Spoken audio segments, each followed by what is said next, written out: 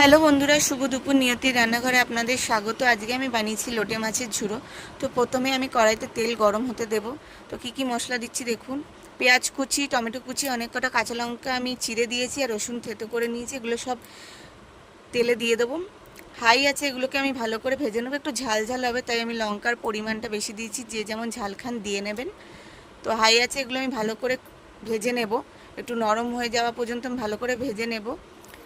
লাল লাল করে ভেজে নেওয়া হয়ে গেছে আমার।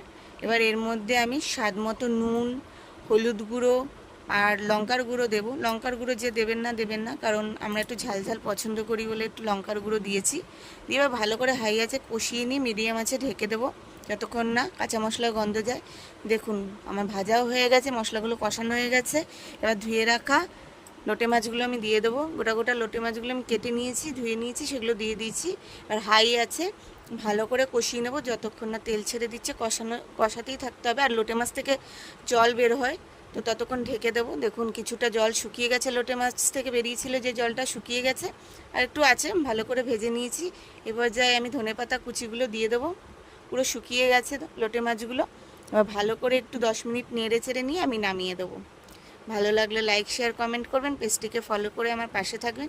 আর কার কার লোটে মাছের ঝুড়ো ভালো লাগে কমেন্টে জানাবেন।